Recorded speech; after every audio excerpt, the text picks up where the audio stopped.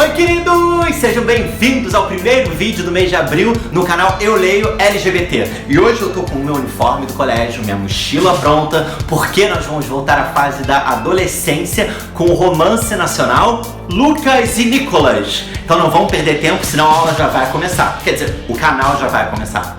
Você entendeu?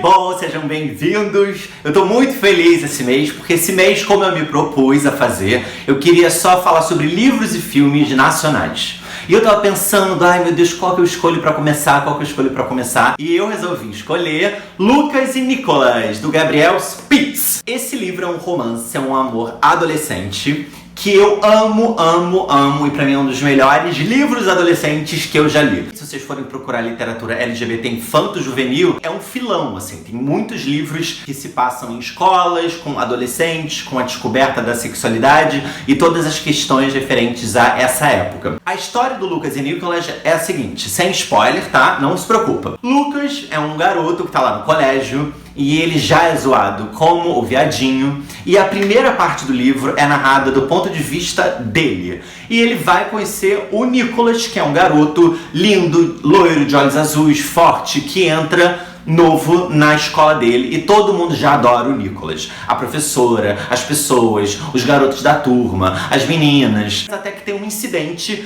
que une Nicolas e Lucas. Depois dessa primeira parte vem a parte do Nicolas, que é contada tudo que a gente meio que já leu, só que do ponto de vista dele. Depois do incidente vem a terceira parte, que se chama Lucas e Nicolas, e a quarta parte, que é Lucas, Nicolas, Mateus e Laís. Laís é uma amiga deles do colégio e Mateus é um amigo virtual do Lucas, porque o Lucas vive muito online e ele tem esse amigo Mateus que ele nunca viu, mas que ele tá sempre conversando e é meio que o confidente dele. Lendo esse livro, o mais engraçado pra mim foi ir relembrando tudo que eu tinha vivido na escola. Então, tanto que eu botei aqui, ó, o uniforme do colégio, que eu nem acredito que coube ainda em mim, mas botei. Por exemplo, algumas situações que eu acho que quem já saiu da escola talvez lembre. Primeiro, eu era sempre o último a ser escolhido no jogo de futebol. E isso era horrível. E o Lucas passa por isso, claro, porque ele é o viadinho, que não gosta de futebol, magrinho,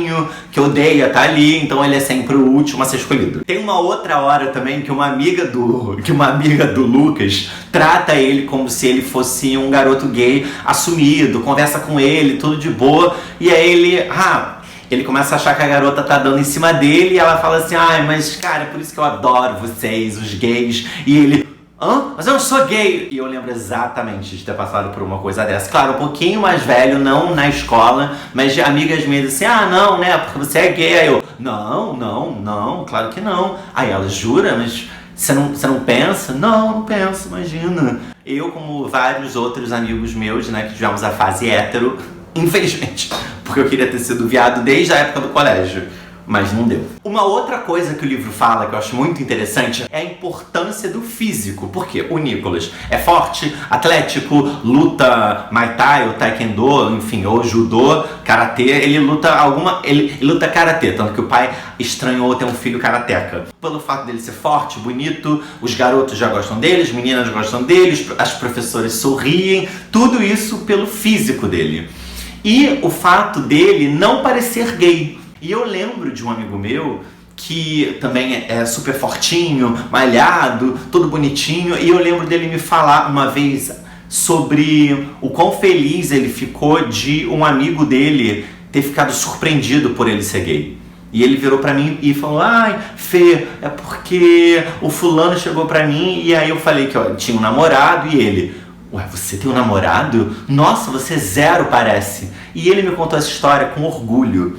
Ou seja, tem uma coisa, eu acho que no meio da comunidade LGBT, por parte de algumas pessoas, como se fosse uma qualidade você não parecer gay, né? Como se isso fosse uma coisa melhor do que parecer, do que dar pinta. Enfim, esse meu amigo contou isso como motivo de orgulho. Eu sempre fiquei pensando, nossa, mas será que isso é uma um motivo pelo qual se orgulhar. É claro que na época da escola, essa questão nem tá tão assim, eu tenho orgulho de não parecer gay. Mas o livro também fala, eu acho que um pouco dessa vontade de não ter trejeitos, de tentar ser o mais discreto possível, você sobreviver naquela selva da adolescência, você conseguir fugir do alvo de bullying, conseguir fugir das provocações e através da força você se impor. E isso é muito legal no livro também, como ele explana um pouco aquela hierarquia social, ou uma hierarquia maluca, que naturalmente acontece dentro da escola. Ou você é da galera popular, ou você é da galera que sofre bullying.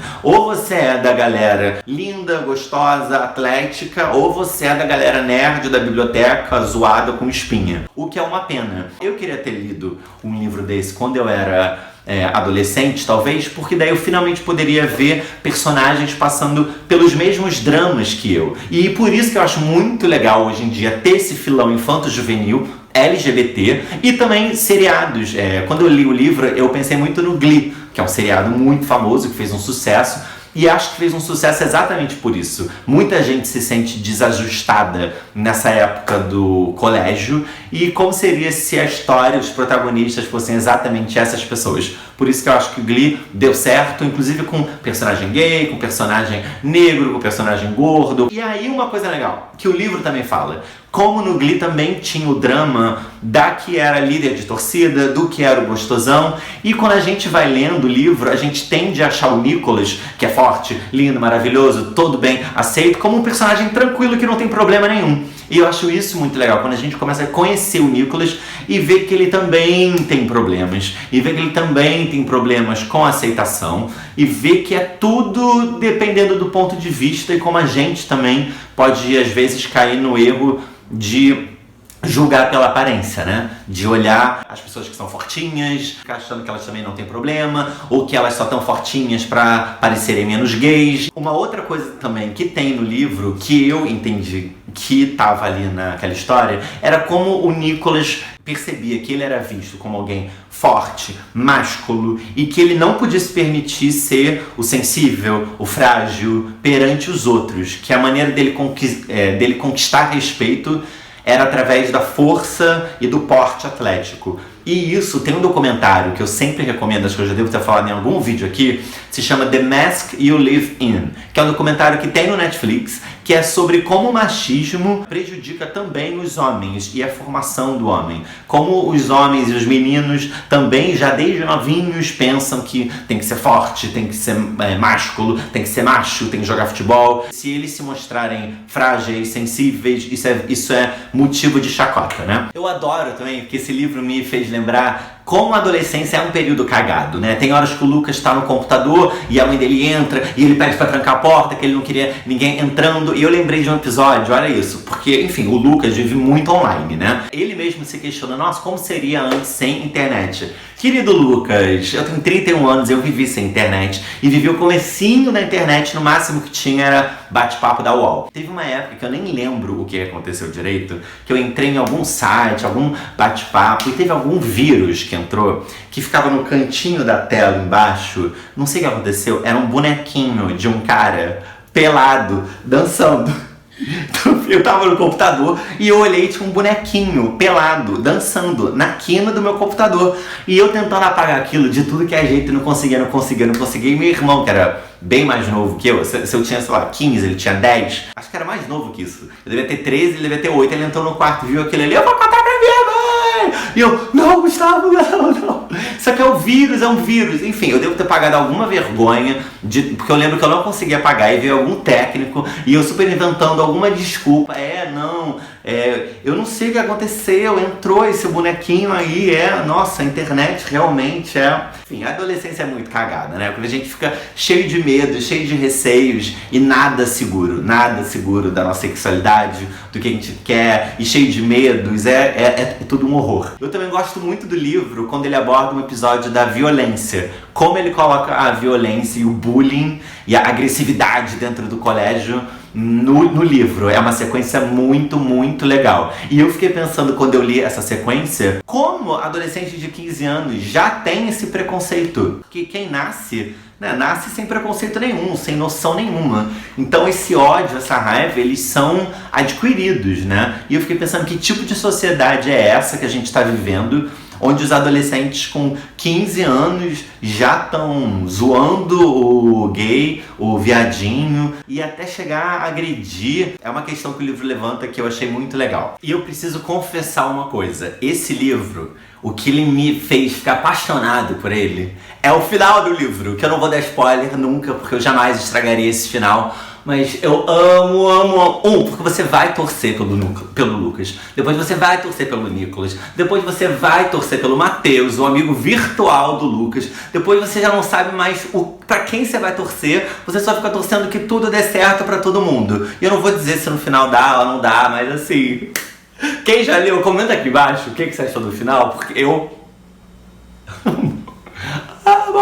Bom, pra não ficar um blá blá blá só meu, eu falei com o Gabriel Spitz, que é o autor do livro, e eu perguntei pra ele se ele topava responder umas perguntinhas. Maravilhoso, né? De ponta cabeça. Então eu enviei 5 perguntinhas e a gente vai ver agora quais são as respostas que o autor disse pra gente.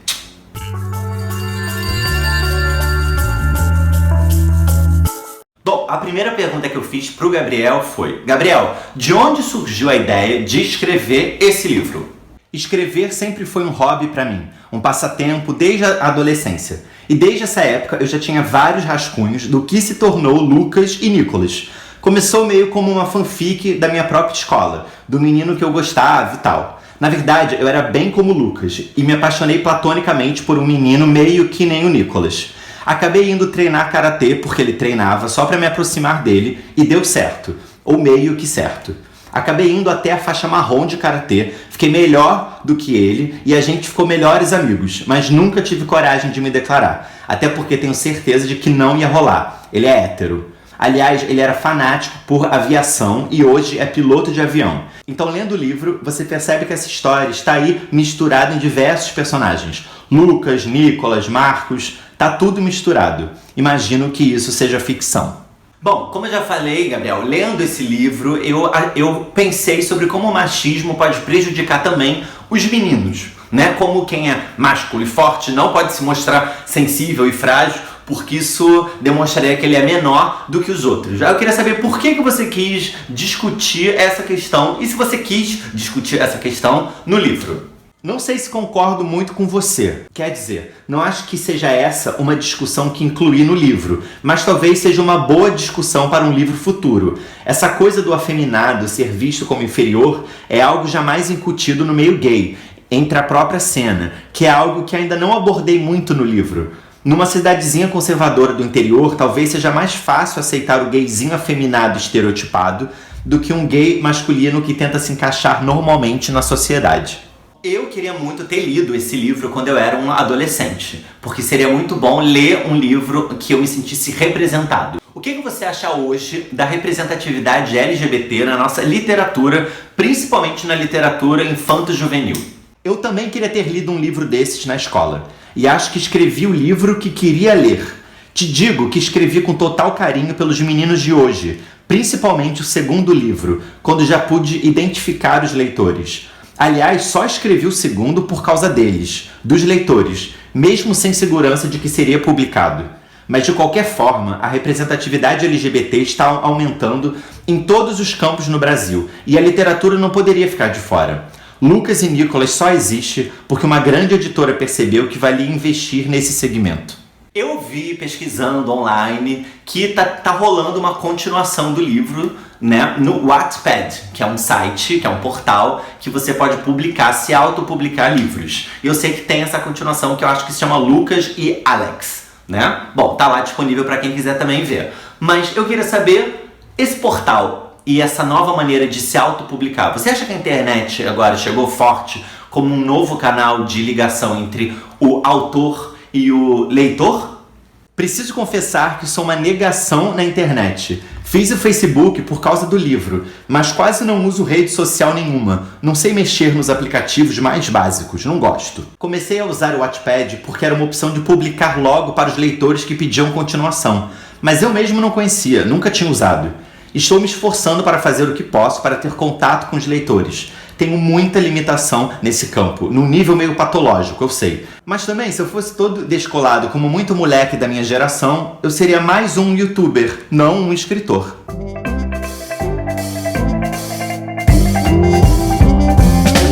Viadinho, Lucas pensa. Ele é um viadinho. É o que as pessoas chamam de viadinho. Daqueles que apanham, que levam lâmpada na cara, que aparecem mortos em notícia de jornal. Não importa o que ele faça, o que ele não faça. É assim que o mundo o vê. Então é assim que ele é.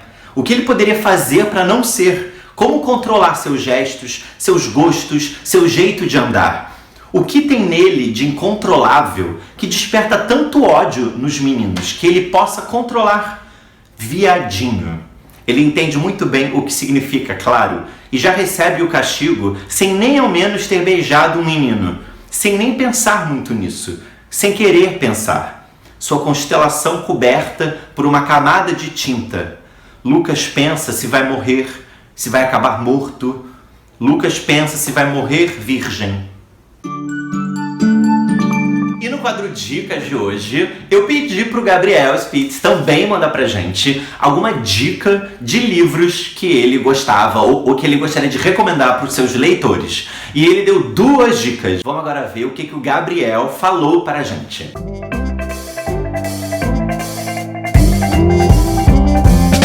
Um livro brasileiro que eu adoro indicar para os meus leitores é 1+1, igual a Matemática do Amor, do Vinícius Grosso e do Augusto Alvarenga. Saiu pouco depois do meu, e confesso que eu fiquei meio assustado quando vi que era narrado por 2 meninos do interior e um deles se chamava Lucas. Mas é daquelas coincidências, talvez um inconsciente coletivo, a história é totalmente diferente, talvez mais romântica do que a minha. E também acho o Augusto Alvarenga uma graça. Pronto, falei. Dos internacionais, poderia indicar milhares, mas acho que um básico que a galera de hoje não tem lido é O Apanhador no Campo de Centeio, do J.D. Salinger. Não é exatamente gay, mas o protagonista é apaixonante de toda forma. Lucas e Nicolas de Gabriel Spitz, eu realmente recomendo. Eu reli agora pro canal feliz, botei cheio de anotaçãozinha, coraçãozinho. Esses são personagens muito legais, é muito atual, você vai lendo, você devora em 2 dias esse livro. Lucas e Nicolas nas livrarias, e também tem Lucas e Alex, que eu ainda não li, que é a continuação no Wattpad também. Então é isso, fica com a gente, e quinta-feira tem mais romance adolescente aqui na área. Tá bom? Beijo!